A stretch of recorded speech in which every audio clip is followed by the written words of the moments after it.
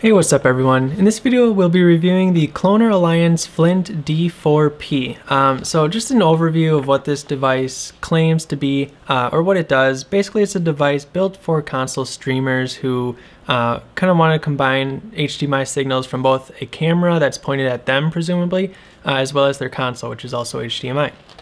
The main thing is that it can take those two signals and display like a picture-in-picture or picture-by-picture kind of style. You have controls for audio, various things like that, and it comes with a remote to easily control it.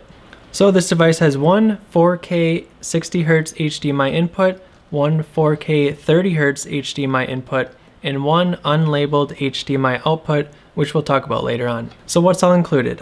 Basically you get the device itself, the IR remote, an HDMI cable, a USB Type-C to Type-A cable, a USB Type-A to micro USB cable, a USB 3 Type-A to Type-C adapter, and a USB 2 Type-A to Type-A adapter, which I'm not sure why was included. It's kind of pointless, but it's included, so whatever. So let's take a quick look at the hardware. The device is mostly made of aluminum with some plastic pieces in some spaces. The aluminum is nice, however it is very lightweight.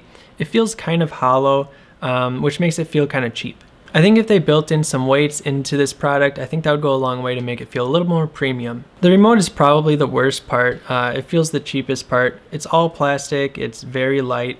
The buttons, they feel fine, but they're not great. And to make matters worse for the remote, the two AAA batteries that are required are not included, so you have to go find your own, which, I mean, come on, it's 2020, just have a rechargeable remote or at least include the batteries, especially for this price. Now, it might seem like I'm going hard on the remote, but the remote is a major reason why you would choose this product over something else. And it's a very important part of the product and how it's used. A general overview of the remote is that it makes it easy to switch around all of the picture-in-picture settings and adjust the audio levels without having to touch your computer mouse or, you know, focus your attention away from your gaming experience. So the cheap remote and the lack of batteries included is really disappointing. So now let's get to the setup and how it's used. So basically you plug the console into the HDMI 60Hz input, and then you plug in a compatible camera into the 4K 30Hz HDMI input. I say compatible just because not all cameras have an HDMI output for them, so make sure your camera does have HDMI output and then it would work. And then the USB-C cable plugs into the device, and the other end, which is USB Type-A, plugs into your computer. You can also use the USB Type-A to Type-C adapter if you want to plug this into a USB Type-C port on your computer, which is really cool. And I think you can also use the USB Type-A to micro USB cable to plug this into an Android phone, because there is a ClonerAlliance Android app. I can't test this, but you know, if my assumption is that you can actually stream and do all of this using an Android phone, that's pretty cool. Definitely a reason to choose this product over something else. But if you are using Windows, Mac, or Linux, there is a ClonerAlliance HDML software, and it's okay. It's not as good or feature rich as the Streamlabs OBS, but you will want to install it just to make sure that you have all of the proper drivers installed on your computer. The one thing about this HDML software is it requires you to register it. Otherwise you only have like a 7-day trial. It's super annoying. It's a waste of time. Like, no one's going to be going out and downloading this software without buying a device. No one wants this software even with the device. It's not that great. It's just a headache and just another, you know, email address and password that you have to remember if you want to ever access this again or something. It just doesn't make sense. I don't know why there's like a trial and like it just doesn't, I don't get it. Anyway, after installing all of the drivers and connecting all of the HDMI and USB inputs, I use Streamlabs OBS. Their software isn't the greatest, so I just kind of bypassed it and used something else. And Streamlabs OBS sees this as one input, as you'd expect. So basically all of the processing is done on this device, and then it sends it to your computer as one input, which is really great. Like, let's say you have a slow computer that doesn't, you know, have the processing power to overlay videos. All of the processing is done on this device, so you know, even if you have an old computer that you want to use with this, it will work. Now this brings me back to the remote. It's a very important part of this device. The only way to control all of the picture-in-picture settings, all of the input settings, all of the audio settings is using the remote. There's no way to kind of configure it using the software. So you got to make sure that you have AAA batteries ready for that remote, and just, you know, kind of deal with its cheap quality. So this device can stream and record up to 1080p 60 frames per second despite having 4K 60 Hz and 30 Hz inputs. And the 1080p stream looks as good as you would expect 1080p to look. Don't get me wrong, it's not terrible, but you know, they branded this whole thing as 4K, so it's just kind of disappointing that there's nothing about it that's 4K. So back at the beginning of the video, I mentioned there was an HDMI output that wasn't really labeled as, you know, 4K or 30 Hertz or 60 Hertz or anything, just HDMI. That looks to be like 1080p 60 Hertz. So your PlayStation 4 Pro, your PlayStation 5, your Xbox Series X, even though they're capable of 4K 60 Hertz and they recognize a 4K 60 Hertz signal outputting, your TV is only going to display 1080p for you. So that's really kind of a bummer. There's no 4K pass through at all.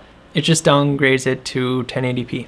And this wouldn't be such a big deal if like there wasn't so much 4K branding all over this device. I mean, the only thing that's 4K is what your, you know, console thinks it should output, but otherwise it's all 1080p. Now another thing to note, so you have your camera and your console going into the device and showing up on your computer as like your console with a picture-in-picture of yourself. Basically what you see on your computer is what's going to be on your TV as well. It's what's going to be passed through onto your TV. So you're going to see yourself, your own camera, on your TV if that's how you have the picture-in-picture set up. Now, depending on how you look at this, this could be a pro or this could be a con. The pro side is that you can see whether or not you're in frame, you can see whether or not you're in focus, you can see whether or not your camera is even working very easily by just watching your TV and playing your game. A con is obviously it's taking up a quarter of your screen, or, you know, a section of your screen, which could be vital in some kind of games. So this device does advertise that it has like a low latency ability, and for the most part that's true. You know, meaning that the Flint D4P does not add latency to the HDMI signal as it passes through and outputs to your TV.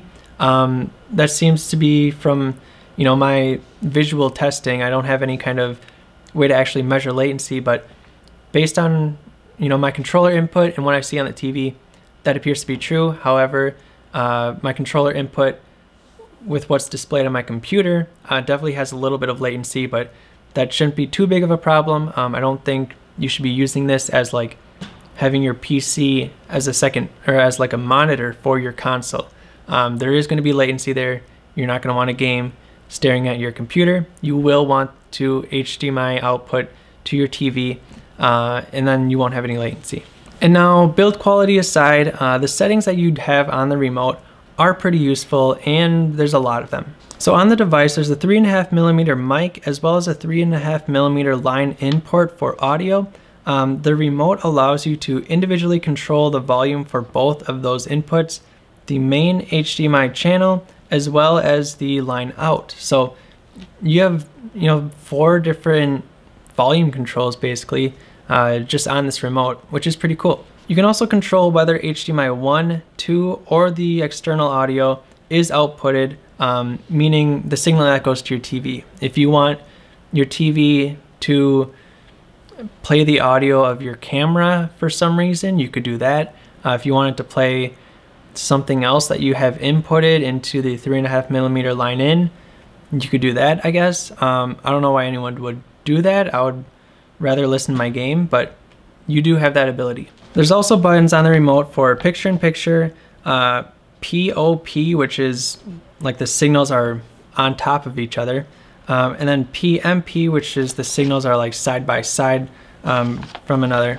And within each of these, there's a lot of customization. For example, for picture-in-picture, you can increase the picture-in-picture. So if you want to, you know, have the camera that's pointing at you to be really small or really big, you have that ability to change it. So there's a lot of customization as far as that goes, and I think if that's the device's main feature, main selling point of the video overlay, there's a lot of customization you can do, and I think that's a good thing. So just a general summary to wrap everything up. The ClonerAlliance Flint D4P does have its pros and its cons. So the pros are there's an endless amount of ways to customize the picture-in-picture, or just the stream in general.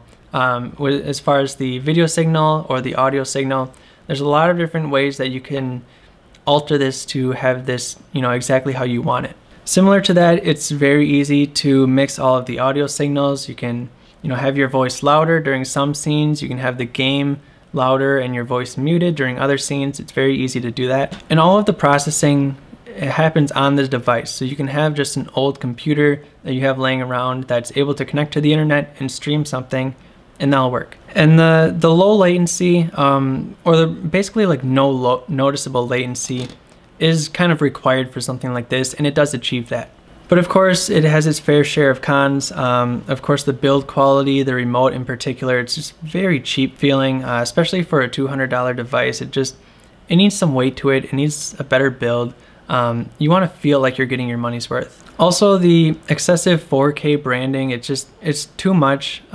Literally nothing about this is 4K. Like, I don't know why they put 1080p on the box. It doesn't do 4K. But generally speaking, I feel like this is kind of a niche product. Next gen consoles are going to be 4K.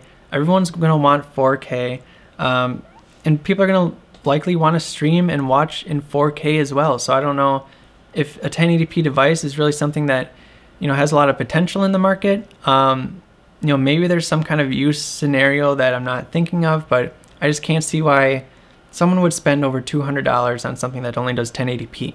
However, if you are one of those people that you only need 1080p, maybe you have just a regular PS4, maybe you have a regular Xbox One, or maybe you just have a slow internet and you don't want to stream or upload 4K video, this is a device worth considering. Anyway, I've run through all my notes for this video. If you have any questions, leave them down below. Thanks for watching, and I'll see you in the next video.